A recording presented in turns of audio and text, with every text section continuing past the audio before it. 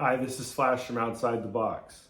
I want to share with you how I got Adam Fleischman, squatter, out of a Hollywood Hills home. So the tomato comes out and the pretzel bun, those work well together. I'm Billy Harris. You're hanging with Harris, my good friend Adam Fleischman in Umami. How are you, Adam? I'm great. How are you? You're hanging with Harris. I'm hanging with Harris today. How I got him out of the Hollywood home in a matter of days after I turned up the heat. The previous plan, which you may have seen in the intervention video with Adam Fleischman, we were going to move in with a crew with cameras and basically turn it into a reality show, make his life uncomfortable, and get him to leave on his own. Bottom line is, yeah, that's good. Bottom line is, gas and electric bill. you know, we'll be here to help you leave. You can move in all you want. More the merrier. Yep, all right. I ended up having to make a decision to turn up the heat and do it a little bit different. Didn't have time to literally move a crew in because he became physical. He became unpredictable, didn't know what he was gonna do. The homeowner had to move out, sleep in her car. She was worried about her safety. And when a friend of hers went to the house, this is what happened. He basically told me to do what he says. And if I don't, then good luck to me, apparently. Picked me up, threw me down. That's why I'm very injured. On my legs, too.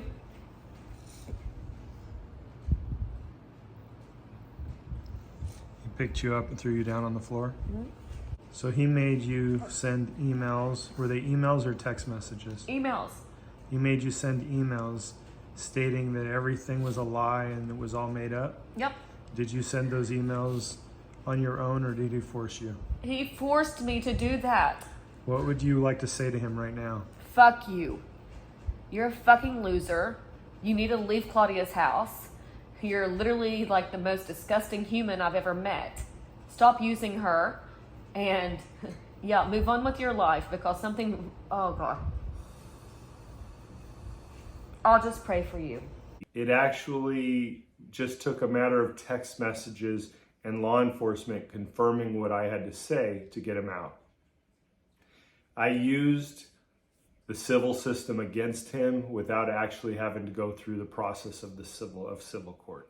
I'm not going to tell every detail because I also don't want to tip squatters off. But bottom line is, as I've said before, the civil process that they are due, right? Their due civil process to be evicted does not dictate that the homeowner, the landlord, another tenant needs to bring suit. They can and could be forced to bring suit on their own. For example, there is a civil code in California and in Los Angeles specifically that states that if a landlord or homeowner locks a tenant out, they are subject to a $100 a day fine. However, the tenant has to bring suit. They're the ones that have to go to civil court. They can call law enforcement, but law enforcement can't do anything about it. So I used that. I sent him a text message. Here it is. The Civil Code allows you squatter rights to process. You have every right to file after the fact. The California Civil Code also prevents the police from enforcing against a squatter or tenant.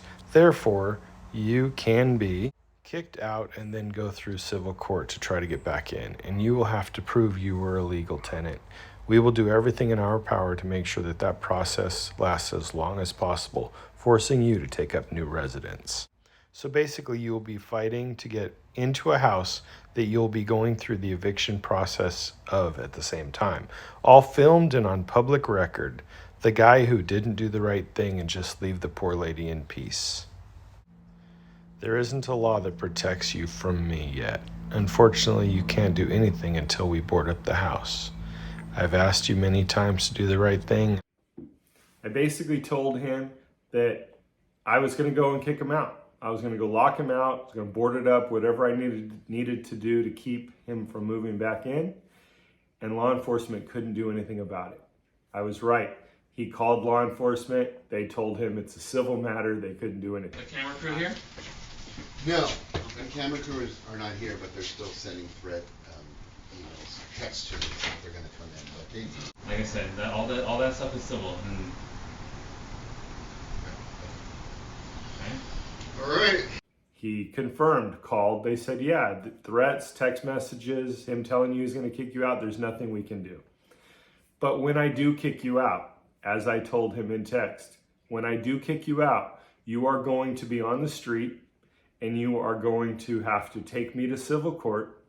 And during that whole process, I'm going to extend it just like a tenant or a squatter does, right? What do? They extend the court process to months, 6 months, 8 months, 9 months, a year, right? Sometimes more, and a lot of money in attorney fees. That's what they do to stay in your house. So what I told him is that that's what I'm gonna do in turn. And during that process, you will not be allowed back in the house, to get him worried about me coming in and doing that. So much so that the homeowner started playing from a YouTube channel, and I'll put it on right now.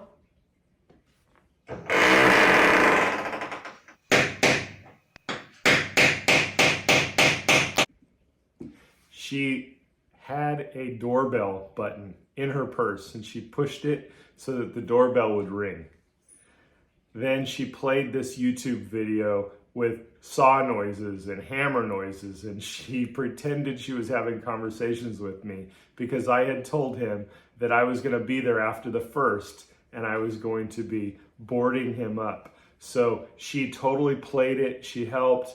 Now, leading up to this, we had talked about the different things she could lock out. For example, air conditioning, she was legally allowed to turn off.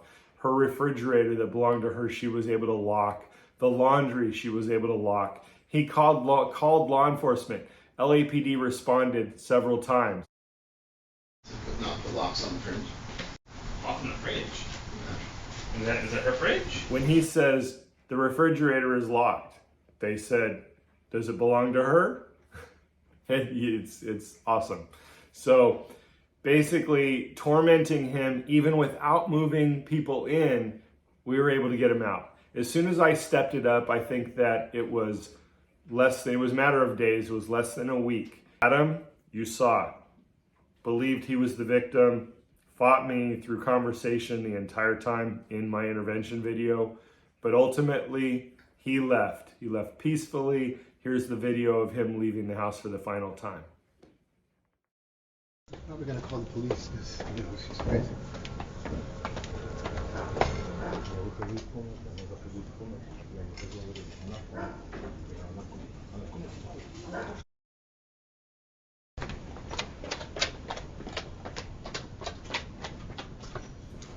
Interesting part, the people that are walking out with him in that video, they're a moving company.